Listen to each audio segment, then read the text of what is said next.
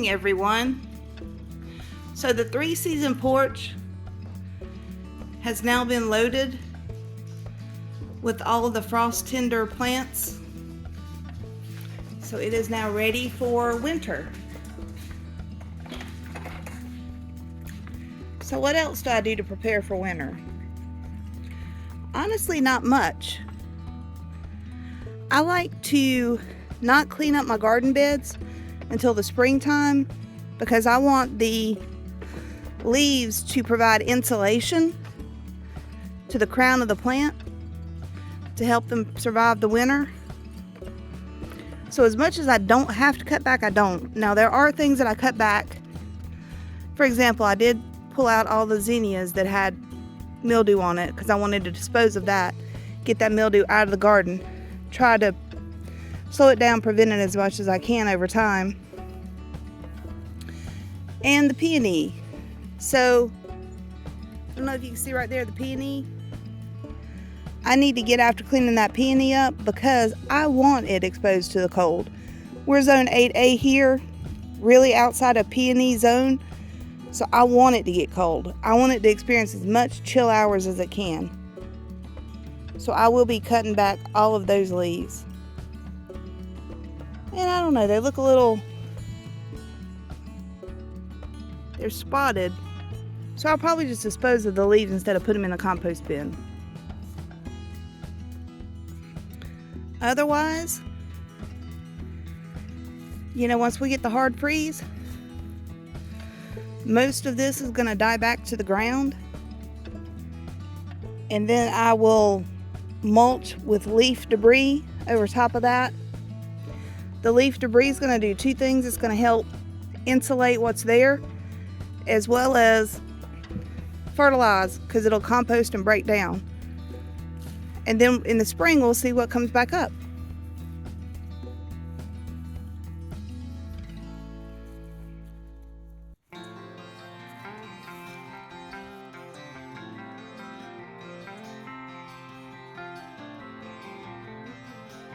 The marigolds are still really pretty.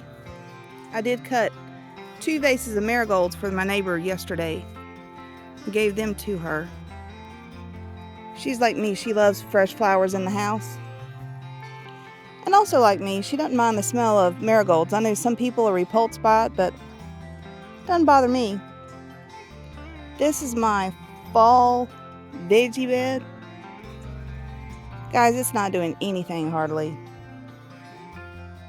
So let me tell you what happened. So I put the seeds out when, by the calendar I should, but it was still too warm. So a fall, cool season seed, it was just too hot for it to germinate. So I got low germination rates. And then we have not had rain since Hurricane Helene. So it's just been dry. I've been trying to hand water or to run the sprinkler out here. I just don't think I've done enough. So we'll see if we get any food out of here.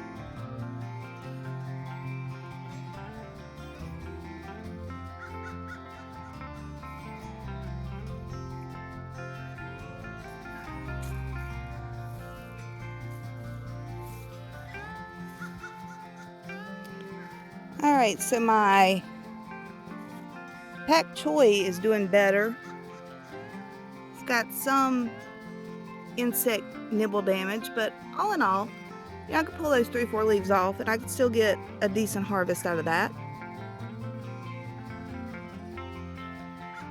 I think the cucumber just cannot handle the cold. I think it's done. And that's fine. I put that in really late knowing it was a gamble, so sometimes as a gardener, you just kind of take your chances. You're like, let's see. Seeds are cheap.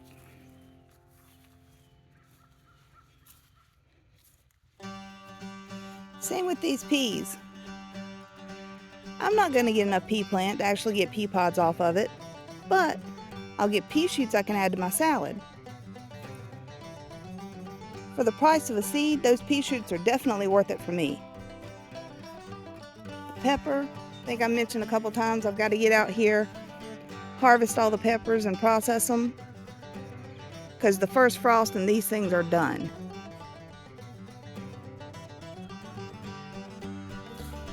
But they did good this year. They're very healthy.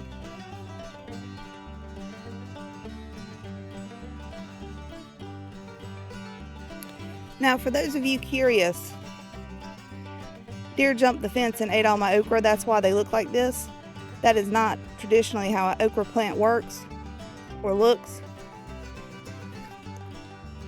I have discovered just over time that leaving roots in the ground is good for your garden, even if whatever you're growing isn't really productive at that point.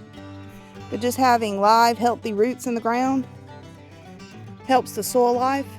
So I tend to never pull out plants. I always cut them off unless I think there's, if I've got root knot nematodes or something, then yeah, I'm going to pull the whole thing out. But if I don't suspect there's anything wrong with the roots, I'm just going to cut the plant off at the ground level, leave the roots in the ground.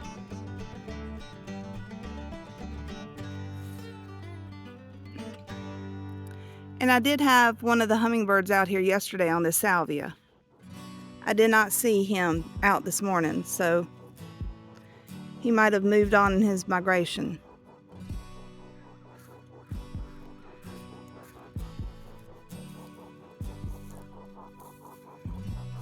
Alright, coming back over here, you will see I do have variegated sedum right there. Maybe you can get a better view of it here. 2 little variegated sedum plants. I'll be honest with you, I don't know if they're going to make it. I got them as freebies in some big box of something I ordered. I didn't order them, they were free, which is really cool. I love when I get free plants. But they have just been ravaged with insects this year. So I don't know, we'll have to see how well they do.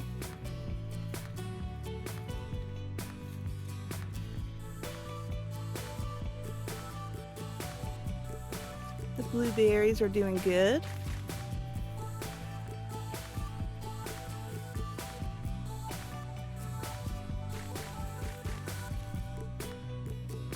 And I did find this just darling cute. So this is a zinnia. I just thought it was so cute. It got left and not pulled up when I put this mum in there.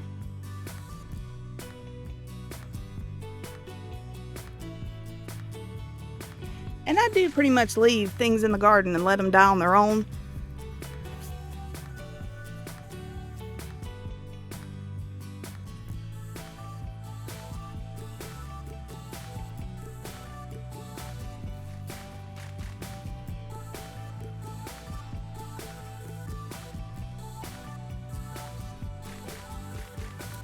And that is the daisy we got for 50% off the other day. It's not looking great, but it'll be fine. It'll come back in the spring. I'm not worried about that. And then that's the little aster. It's got one tiny, tiny flower on it.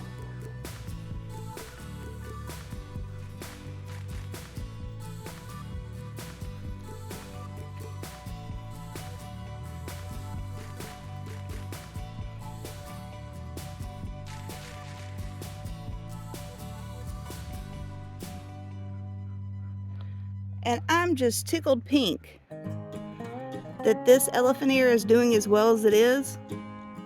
That was the one that when I got, it was like on sale. It didn't have roots. She just put it in a pot. And she told me, she said, "You're going to have to baby this." And I'm like, I can do that. Now she told me to pot it up, let it have a winter inside and grow some roots and get established, and then put it out in the spring. I am not good at houseplants. I'm just not. I will kill something inside over the winter 9 times out of 10, it seems like. So I wanted to get it established in the ground because I knew in the Midlands of South Carolina that this elephant ear would be fine if I could get it in the ground and get it established quick enough. And obviously I did. Just got another new leaf. And it's got a shoot here.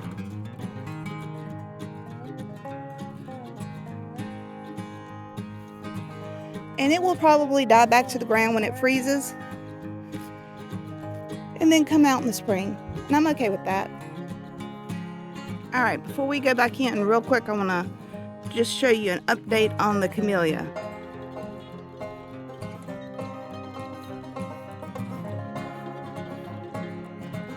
So the camellia is happy. It is enjoying life where it's at.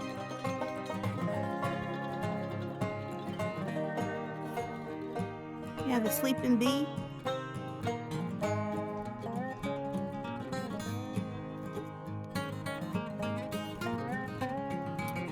We'll leave him alone and not disturb him.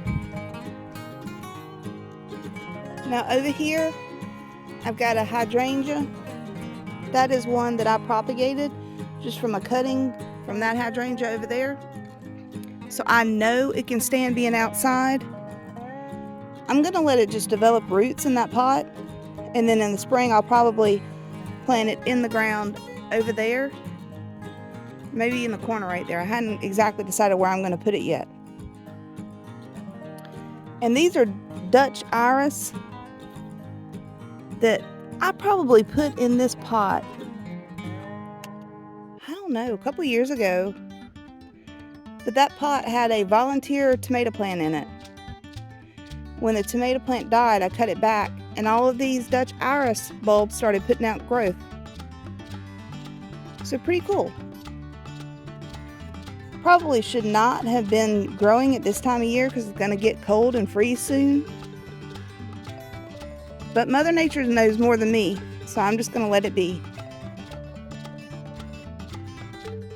And y'all, look at the Baptisia coming back out.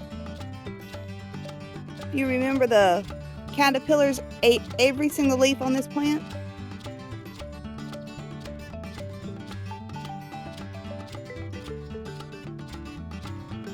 So I'm excited that it's coming back and it didn't fully die.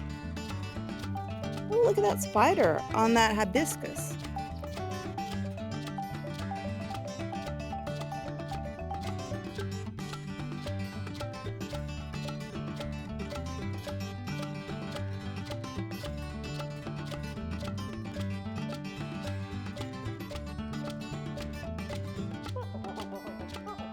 Alright, enough of that because I know some people are afraid of spiders. Living on the lake out in the country, you just got to get used to insects, and spiders are one of them. But I will be honest, I hate spider webs.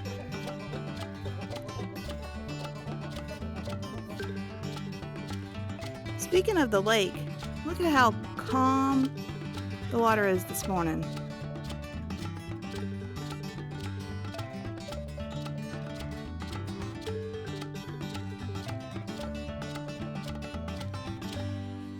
All right, well, happy gardening, y'all.